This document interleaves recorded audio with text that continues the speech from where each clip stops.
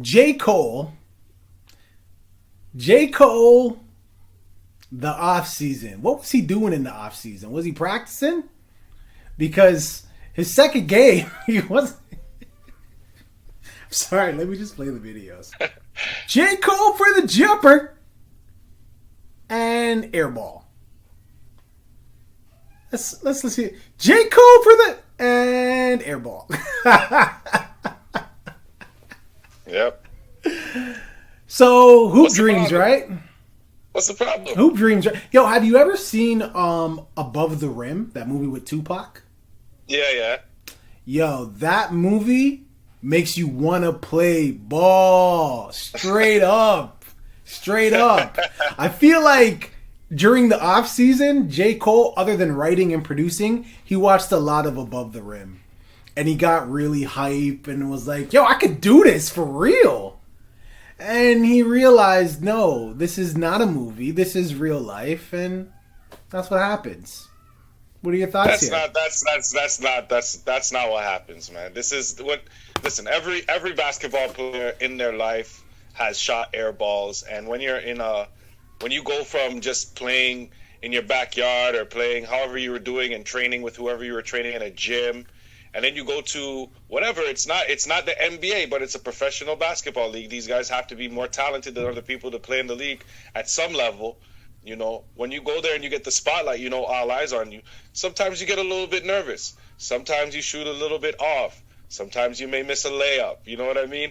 Me personally, I've had games where I go on there and it's a huge crowd and I'm there shooting a free throw.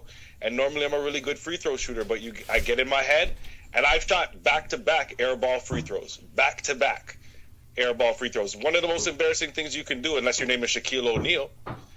Right? Let me tell you why, and that's fair, but let me tell you why that doesn't apply to J. Cole. J. Cole went on the radio and said he hasn't freestyled in over a decade. And then he drops a freestyle like he's been freestyling every single day for a decade straight. I'm sorry. There's a natural talent, and then there's some things. Right? Thank you. There's some things you just meant to do. This is not. There's a reason he's in the NBA Africa or in the African League and not the NBA itself. This nigga should have what he should have did, since he loves Above the Rim so much. He should have went to one of those local. Hold on a second. How do you know he loves Above? He could have had Tupac as the referee. Could have had the nigga with the gun trying to. I'm just saying, J. Cole, stick to rap. Is what you good at. I'm not trying to front. You got game. He could ball. He could hoop, but not on the level that he's supposed to for that league. Viewing public, what are your thoughts? Do you think you can take J. Cole on a one-on-one? Two air balls. On a one-on-one. If you had to put J. Cole up against another rapper, who would win in a basketball game? Who would you put him up against? Who would win, him or Drake? Who would win, him or Travis Scott? Who would win, him or my guy? I think my guy would win. J. Cole is horrible. Leave it in the comments. Don't forget to like and subscribe, man. I'm not going to argue with you on that last one still. Horrible. My daddy go to jail, so it's my fault. Bitch ass nigga, I told you. See how y'all want to tell the story? See, people? See how they want to tell the story? A rose that grew through the cement. I don't got nothing to do with what my daddy did, bitch. I got my own hands, my own arms, and my own brain. And you got your own body and your own penis that allegedly you used to rape a girl, you punk bitch. And you so protected, you bald head, weasel face, bleach face motherfucker, that nobody taking you off air for raping a girl. But you get up on camera talking about protect all women. And now a man finally calling your bitch ass out. Now I'm violent from my truck. I'm a violent guy from my truck talking on the phone. Fuck out of here. See you on YouTube, bitch. That was spicy. Anybody else? Anybody else feel assaulted when, like if you're watching that, when he's pointing at the screen, I felt assaulted just now. Ew. So aggressive. A little bit of context. During a recent Breakfast Club episode, Charlemagne the God warned everybody not to bother Kwame Brown because of his family history. Leave Kwame Brown alone. Charlemagne would go on to speak on an urban legend from his area in South Carolina about Brown's father killing his girlfriend with an axe handle and his brother committing a murder-suicide. Wow. Okay, so Charlemagne continues to say, I'm saying all that to say leave Kwame alone. That man has been quiet for 20 years. He don't bother nobody. Clearly all that he's a bus-up gets to him. You don't know what people are going through or have been through. I don't know what prompted Charlemagne to say that. Yeah. But you can't just be like, you ever heard the saying, let sleeping dogs lie? When shit happens in the past and it simmers down, let it simmer down and let it stay where it's at. You can't bring shit back up. You know, and by the looks of it, Brown looks like he's still in Atlanta. I could be wrong, I don't know. But if he is, and Charlemagne with such a massive platform is bringing this stuff up, that could be potentially messing with his safety. You know what I mean? So right. I think that Brown has every right to respond as spicy as you wanted to. I mean, the rape thing, and that's a different story. You want to envy. Yeah. Listen. Those are that's the most shots Kwame Brown has ever taken since his rookie season in the NBA. So congratulations to Kwame for getting those shots up in this one. But I don't know. Listen, they're on a podcast. We all know Charlemagne's personality, and once, like you said, I don't know what prompted him to bring up Kwame Brown. Obviously, it had to be something that they were speaking on that had to be relevant, because he's not just going to bring Kwame Brown out of nowhere and then say, leave the man alone. You know what I mean? There had to be a reason to bring him up. But if he's reporting on did happen, or if it's, then it would be different. But he's speaking on a rumor. You know what I mean? He's speaking on what could have happened. And that's where I'm on Kwame Brown's side, kind of like, you can't be doing those type of things, putting that out there, especially on a platform. And it doesn't matter what platform Charlemagne is on. As soon as Charlemagne's on it, it's a platform. You know what I mean? Because of what he's built. You know what I'm saying? So no matter where he says that, it's going to be seen by a lot of people. So you got to take that into account. And it's just weird that Charlemagne would talk about somebody's personal life, and in that kind of contradict himself by saying, you don't understand what somebody's mental health could be, you don't know what they're going through in life, but I'm still going to tell you all this shit that could be rumor. It doesn't make sense. You understand what I mean? So It's hard for me to sit here and be like, it is Charlemagne, it is a podcast, that's how I started, but you can't use that on this one. Sorry, brother. And the other thing too, man, I'm sorry, I gotta hit y'all with another saying: don't throw stones in a glass house. You're not clean out here. Whether or not what Kwame was saying, whether or not it's a rumor, whether or not it can't be proven, if you got dirt on you and you're trying to cast dirt, well, guess what, man? You want to kick up dust? I'm not going to be the only one that gets muddy. You're going to get some mud on you too. You understand what I'm saying? So, hey, man, eye for eye. I think the shots that Kwame threw were well deserved. I'm not trying to say I want to see Charlemagne or Envy or any of them get knocked off their platform or get taken down. But you got some shit to say about me? I got some shit to say about you. A little more aggressive, but yeah, I got some shit to say about you. Very spicy. Viewing public, please shed some light on this, man. I'm at a loss. I don't know why Charlemagne would have brought this up. If you have any insight on this, please leave it in the comments. Whose side do you got? Is there any truth to the Charlemagne accusation? Is there any truth to DJ Envy fathering a bastard child? I'm sorry, I'm not calling the kid a bastard, but that's just a technical term. Outside of his marriage, is there any truth even to the Kwame Brown family hood rumors? Don't be specific, nigga. This is not that kind of podcast. But leave it in the comments. Don't forget to like and subscribe. Deuces. I want to take this moment to share something very personal with you. Over the past year and a half, I've been doing some healing and self-reflective work. And through this work, I've had the revelation that I identify as non-binary. With that said, I'll officially be changing my pronouns to they, them.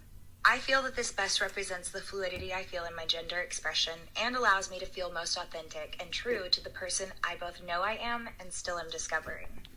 In this first episode, I don't care about the rest of that. Now hold on for a second. Non-binary. I had to Google it. It's not the first time I've heard it. All right? I've heard it before, but I had to Google it. Okay? All right. That's the first time I'm ever hearing this. I'm going to read it for you. Non-binary or genderqueer is an umbrella term for gender identities that are neither male nor female identities that are outside the gender binary. Non-binary identities fall under the transgender umbrella, since non-binary people typically identify with a gender that is different from their assigned sex. Though some non-binary individuals do not consider themselves transgender, another term for non-binary is NBI. So continuing, non-binary people may identify as having two or more genders, being bigender or trigender, having no gender, or genderless, or gender-free, moving between genders or having a fluctuating gender identity. Or being a third gender, or another gender, or basically a category that includes, or a category that includes those who do not place a name to their gender. Gender identity is separate from sexual or romantic orientation. And non-binary people have a variety of sexual orientations, just as cisgender people do. So more or less, from what I gathered from that, that's way too long, man. What I gathered from that is, and please, I'm here to learn. But what I gathered from that is, it has nothing to do with sexual preference. Like, I'm non-binary, so I like this more. No, it's just one day I might feel like a dude. The next day I might feel like a woman. The next day I might feel like I'm trans, or that's what I'm. Listen, please correct me if I got that from Wikipedia. Anybody could type that shit in. So if I'm wrong, please let me know. But I've heard this term so many times, and I'm still trying to fully understand what it is. Demi Lovato coming out as non-binary, I really don't care. Does she make music? I don't even know if she does. But the reason why I wanted that clip to be played is because, like, she's somewhat of a celebrity. People know who she is. And then with her identifying as non-binary, it gives, it lends credence to that orientation. If I could even say that, because I don't want to offend nobody. But so more people could feel comfortable coming out as that. It also, amplifies what it is. Some people might feel like that, but, don't know what to call themselves. You're shaking your head. Go ahead. Yeah, because I feel like you're going on this long explanation because you're trying to explain while also not offending anybody at something that I think is ridiculous at this point. Like, what are we doing? We're just creating things at this point. Like, whatever we feel like we want to be, we can be. What if I say, okay, so now one day I go to sleep and I wake up and I feel like I'm black, but tomorrow I'm white, and then the third day I'm Mexican, because I feel like that inside. That's how I feel. Am I allowed to just say now when I fill an application that I'm Caucasian, that I'm Mexican and black, just a mix, just because I feel like that? Well, I mean, if you did that, you'd be culture appropriate. Okay, which we know that you love, so you're for this. No, but seriously though, like it gets to a point where I understand lesbians, I understand gays, I understand bisexual, I understand transgender, and we've spoken about this many times. It's taken me a while to kind of adjust to this because of my upbringing, where I came from, and that's okay. Some people just need time. But when it gets to all these other things that they're creating, to the point where you fill out some applications and the gender section is like longer than the list of requirements for the job, like you should check off what you have, I have this education, I have this. The gender list is longer now than your requirements for the actual job, because of all these things that people are creating because they feel like it. And I'm not trying to take away from nobody's feelings. Feel the way you feel, but at the end of the day, you're still a male or you're still a female. You know what I mean? Unless you are fully willing to transition. Like, people who are fully willing to like a man who's transitioned to a woman who is willing to cut his thing off and change that into that, to me, yes, you believe that. You are 100% in. And even if you don't get the surgery because you can't afford it, but you live your life as a female and you were born a male, I'm 100% gonna be like, okay, that's what it is. But this, I wake up one day, I feel like a woman. I wake up the next day, I feel like a man. Switching binary, the definition for it is a full book to figure out what we're talking about right now, because somebody created this. It's just, for me, it's too much, man. And at this point, if I'm offending somebody, too bad. That's how I feel. That's how I feel. I mean, like, just to kind of bring it to a close there. To me, all it sounds like is, that's why she said the pronouns, right? Them, they.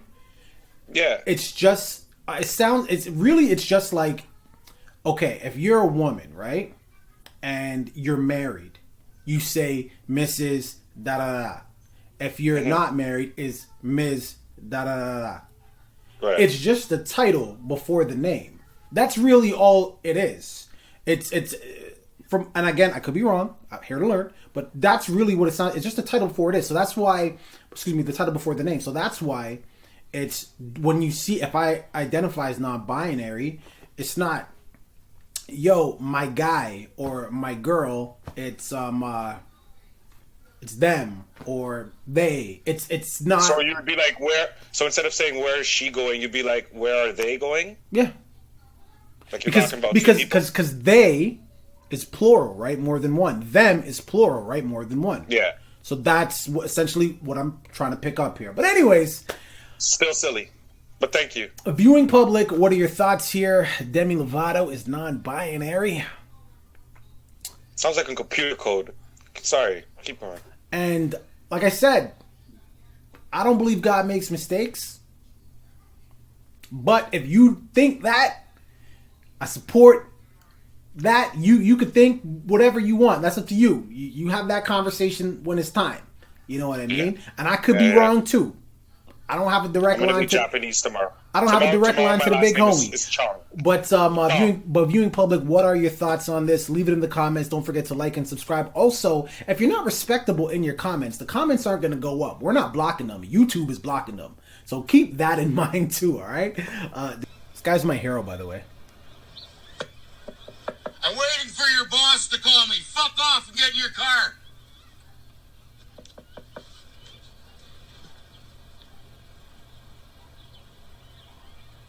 You're a fucking little bitch. Give me my ticket and go fuck yourself, goofball fucking faggot. Fuck you. Whoa. Fuck off, you bitch. So much spice. You're a fucking clown. It's a lot. It's a lot. He's probably pretty far by that last line, but that's okay. Pushed him, so just hit me. So. He's got his gun on me now. The RCMP officer has his gun on me now. Listen to him. He's fucking hitting. He's hitting my fucking truck now. He's breaking my window. Holy fuck! Get him over here. Get him. Wow. Holy fuck! Help me! Help me! I won't.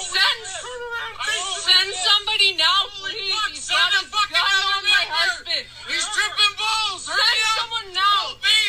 Help me! Help me! Holy fuck! He's tripping. It doesn't sound real. He's tripping balls. It sounds like an SNL skit, but that did happen in Alberta. I didn't see the assault. Did you see the assault? No, but let me just say one thing that I love about certain white people is their confidence when there's distance between them and the person that they're talking to, and how that can quickly change. How quickly that can switch when they can see that their words affect people's actions. Yeah, let's just point that out. I also wanted to point out the confidence. He's an older guy, right? So I wanted to point out the confidence. I don't want to call him a senior, but of like we'll just generalize and say seniors. I would never talk to a cop like that. That'd be the last breath I ever took. They'd murder me. Even a younger white dude wouldn't do it. But a senior though, they don't give a fuck. A, they've already lived the best years of their life. They don't give a shit. B, they're a senior. Like really, what are you gonna do?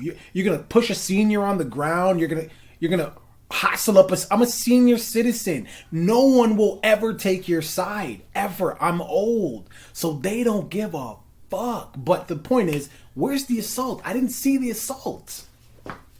I mean, he's white, so he could have been like 35. Let's be honest. They don't, you know, they don't have the melanins. The melanin Lord touch. have mercy. Where is the assault? Where was the assault? I don't see the assault. Oh, yes, of this guy. Sorry, I lost focus for a second. I didn't see the assault. I didn't see the assault unless it was a verbal assault, because that officer got verbally assaulted heavily. But there's no crime for cursing at an officer. They can't arrest you for being angry at what you're saying. So that's why people get away with that type of shit all the time. But I don't know, maybe when he drove off, maybe he got close to the cop. I don't know, man. The cop felt some need to smash in a man's window. Pissed.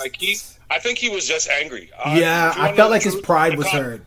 The cop got his feelings hurt. Yeah, the cop got his feelings hurt because he I don't know if he's seen that the lady was filming, but I mean, if he did, that would have added on to it. But just driving off and saying all those things, and then being a person in a uniform and feeling like I'm supposed to have this type of power and authority, and not being able to let that go, that plays in the factor too, especially when people start smashing windows. Like, what the hell? That was crazy. Alberta, what is going on in Alberta, bro? RCMP too, man. RCMP are the big boys. Listen, viewing public, point it out, man. Do give me like a time slot in this video and be like, the assault was right. I didn't see the assault. I'm like, where's the assault? Because when I seen the video, the posting on 6Buzz, I'm like, oh shit. Right. Assault on a cop? White dude? I gotta see this shit. I'm loving it. I'm like, yes. So I did not see the assault. So let me know, man. Leave it in the comments. And that white dude, he's my hero. Anybody who does paper cut. It was a paper cut. When he ripped the ticket from his hand. It's a paper cut. Maybe. I think the real assault, to your point, was on his ego, though, man. Leave it in the comments. Don't forget to like and subscribe.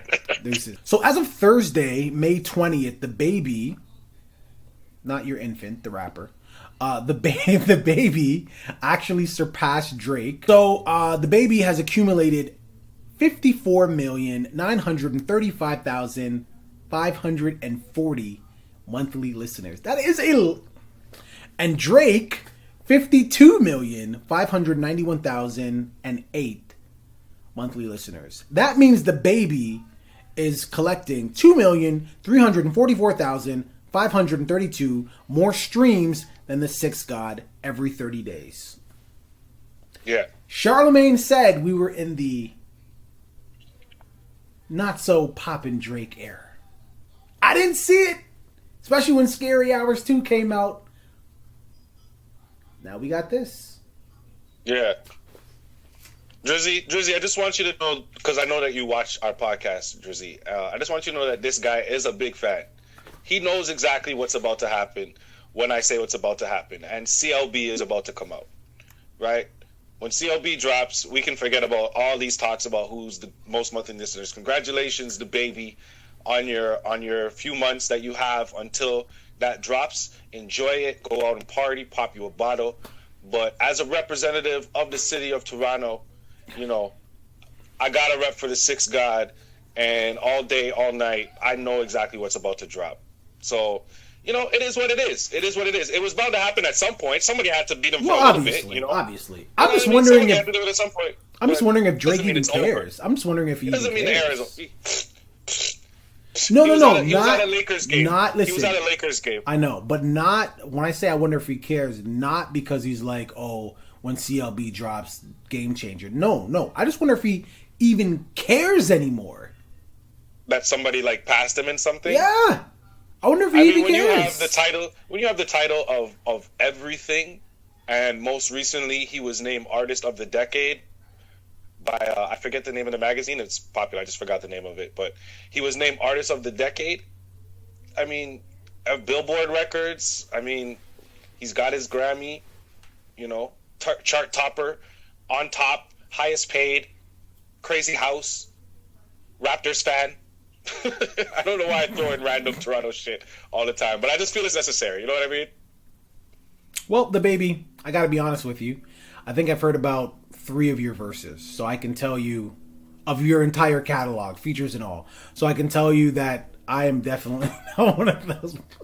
I am not one of them. But hey, I still think Drake is a better artist. I still think he makes better songs. I also think he's a better rapper, more lyrical. My opinion, viewing public, what are yours? Who do you think would win in a battle? If both of them said, yo, we're going to diss each other, put out some records, who do you think would make the better diss record? Before you answer that, I want you to remember Drake made Duppy. Back to back.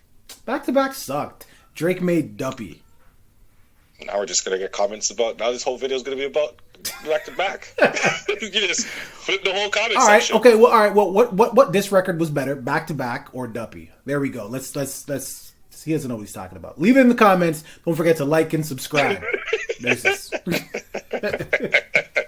The song ended a man's career. Like, he had to go on hiatus. What do you mean, back to back? Doesn't matter. That was just like a wave. Yo, the king of crunk is back. Lil Jon. Lil Jon has a home renovation show with HGTV. Now, the show is called Lil Jon Wants to Do What? And we're... No, you said it wrong. I get you get it. But anyways, Lil Jon, he was quoted as saying, I love walking into someone's house and turning it upside down. When people hear my name, they automatically think fun. That same energy goes for my designs as well. I don't love following design trends. I would rather be the trendsetter. I want you to remember, Lil Jon has a big pimp cup and like lots of gold teeth. So picture, if you remember Pimp My Ride, when they put the fish tank in the back of the Honda Civic with the colors and the spoilers on everything. Yeah. So picture MTV doing a Pimp My Ride, but to your house. So you know what I mean? Like, that's what I envision Lil Jon doing to people's homes. I would never in a million years let Lil Jon... Nigga, I wouldn't even let him, like, design, like, the inside of my closet. Like, nothing. I wouldn't even let him design a shoe rack. It's not happening. What are your thoughts? You know what's crazy? You know the Dave Chappelle skits that he did with Lil Jon, where he would switch from like real Lil Jon to like stage Lil Jon? Yeah. I feel like that was an accurate portrayal. I feel like that there was some realism in. I just do. I believe there was some realism in. That's why I could see this being possible, because he has to have other things that make money. Like, he does produce a lot of tracks still. He does still make money off of music. Does he really? I'm pretty sure. Okay. Yeah. I'll take your word for it. Him and Juicy J, like, you don't hear their name a lot, like, as far as on tracks, but behind the scenes, they're still producing for a lot of artists. Yeah, Juicy like, J, for sure. DJing all over the place and stuff like that. Like, here and there, you know what I mean? They still work with people. But Lil Jon is the type where I can tell that he must have some type of business acumen. Even for somebody like HGTV to even want to do a deal with him, there must be a reason, because they're not just, if you're a no-name rapper, they have no reason to do anything with you. Well, this is the thing. Lil Jon was never a great talent. Lil Jon was a brand. He is a brand. Right. He's a walking trademark, right? So as long as your brand still holds some sort of an impact, why not? I think it's genius. You take the wholesome HGTV and you mix in the king of crunk, Lil Jon, and you get him to renovate houses. That is a recipe for deliciousness. I just don't want him to nigger up the station. You know what I'm saying? Hey, listen, he's a nigga. So I can picture what the show's gonna be like already, which is great, because he already has all the lines that he needs. They'll be like, yo, Lil Jon, do you think that we should get the marble? Okay. Or maybe, yo, you know what? I really like this window. I like this style. Lil Jon, do you like this style? Yeah. you see what I'm saying? Like, he's good to go. But this is what I'm saying, though. That is only funny, but for so long. Even these classic Dave Chappelle sketches that you're talking about. Classic. Nigga, you can't watch that shit every single day. This is a season. It's my alarm clock for my cell phone. Every morning I wake up to I actually Lil Jon. believe that. Listen, and also, when I say I don't want him to nigga up the station, don't take that the wrong way, nigga. I'm just, maybe you don't know what I'm saying, but so let me briefly clarify. He black. He is a representation of us. We black. when we talk, and you're black, and other people are white, we are a representation of you. I can't see you, but if you black and you out there doing mad nigga shit, you are a representation of us.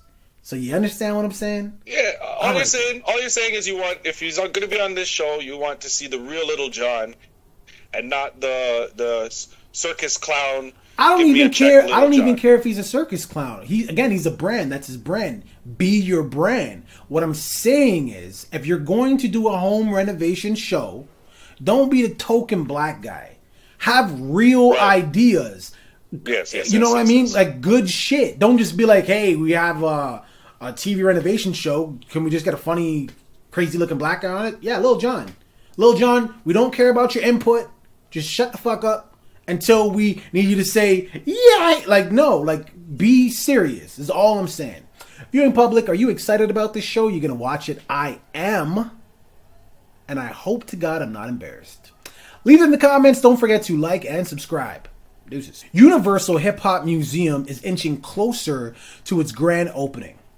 So today, May 20th, several of hip hop legends took a trek to the Bronx to break ground on the first phase of Bronx Point, where this will be made. So Nas, LL Cool J, Fat Joe, Lil Kim, Naughty by Nature, Grandmaster Flash, Slick Rick, nigga, and Michael Bivins of Bell Poison and EPMD showed up to break ground. This is dope. So apparently it's going to be on 50,000 square feet.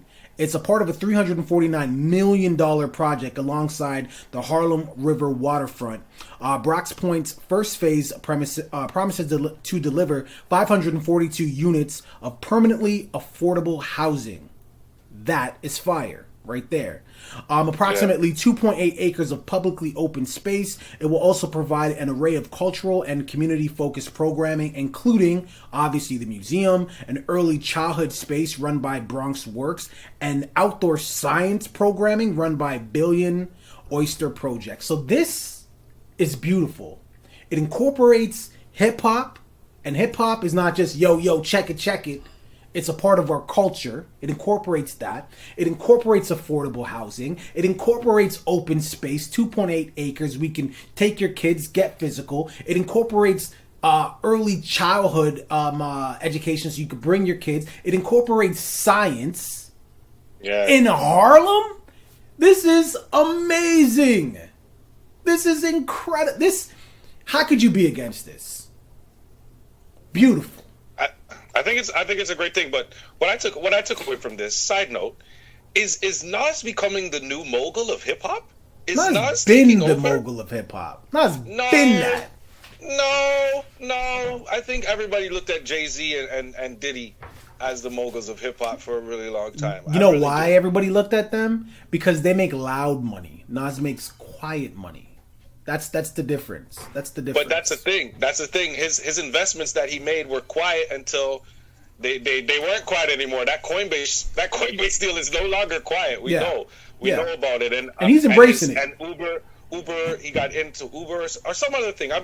I know he got into a bunch of investment. I'm not going to guess what they are right now. The only one I know is that one that I said. But you know what I mean? Just think about the fact that he's showing up to these type of events now, and the way people are talking about him, and he's on the track with Jay-Z talking about all the investments that he has and the wine that he's sipping and the life that he's living. I feel like he's moving himself into that upper echelon. A lot of people never looked. There's a lot of people who never knew who Nas was. We know who he was, but there's a lot of people who didn't because he wasn't relevant on that level. And I love seeing him present at this, because you needed one of the three at this point in my mind, as I see it, there present to make this official. I love the Slick Ricks, the EPMDs. I love it. They're classics, they're legends, but they're not relevant. They're not relevant as far as their importance, as far as their financial importance, as far as their status. You know what I'm saying? So I need somebody like that to solidify, and I'm glad Nas was there. Agreed. I mean, as far as you being glad Nas was there, I also think Jay should have been there, but whatever. But listen, man, I pray to God. I mean, I want to see this shit. You know, I said I would never go to the States. I'll go to the States for that. Yeah. I'll go to the States for that. Yeah. Okay. I don't believe you, but okay. Yeah. Well, we'll see what happens once it's finally fully erected. They're gonna have a virtual version, and then you're gonna. I'll probably. I don't gotta go no more. I don't gotta go no more. They got a virtual. They're gonna come up with something that you don't need to go anymore. I know it, but it's okay. Viewing public, what are your thoughts here? Do you think this is a good thing? How could you not? What about the location? Harlem, waterfront. Do you think this is a good thing? How could you not? I think it's just, there's just nothing wrong with this. It's hip hop. It's hip hop. It's science. So, you know what I mean? Like, it's about education. It's about knowledge. It's early childhood. It's physical activity. It's bring your kids. Like, how could you? We need to get this here in Toronto. Something like that. Oh, sorry. I was just playing the background music. I was playing the background music for it because what you were saying was emotional. It was good. It was coming from the heart. I wanted to give you some good music today. That was horrible. All right, leave it in the comments. Don't forget to like and subscribe, man. Deuces. Tell Steve Harvey I don't want her.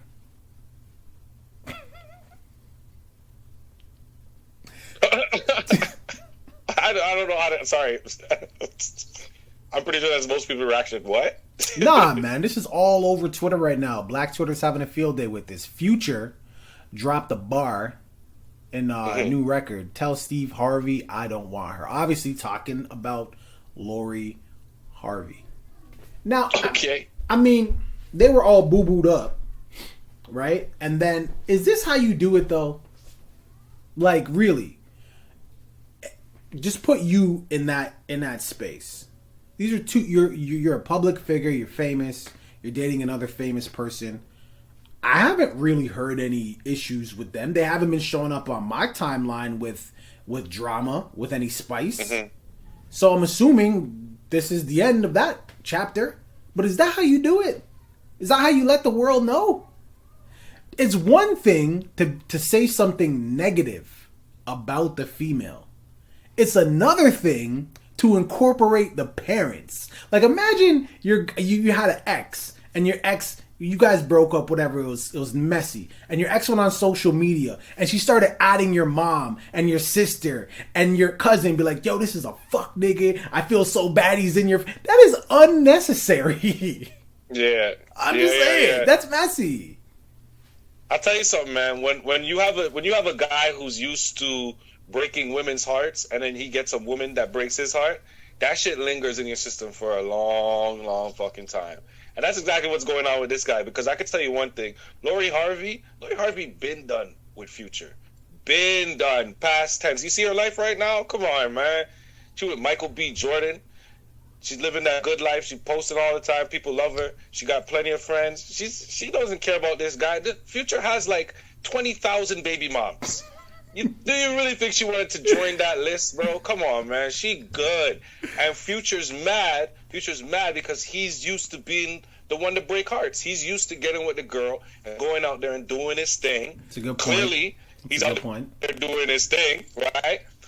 And now he got a woman who understands who she is and that she's actually attractive and she has some shit to offer. She said, I'm not dealing with it. Found something better. And is broadcasting how much better it is, and the guy's broadcasting how much better it is, and he's sitting at home, sad. I know. I know, man. They be her and Michael B. They be posting still. They can start their own delivery service the way they be posting. They be posting, man. They be posting. That shit gotta hurt. But I still think it's petty, though. Box. I still think it's petty, though, man. Viewing public. What is the most petty thing you've done when you broke up with a girl?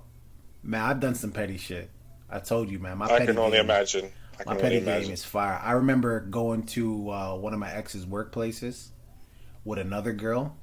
Man, we weren't even dating. I wasn't even dating the girl. I was just like, yo, I gotta go do this. You want to come with me and help me?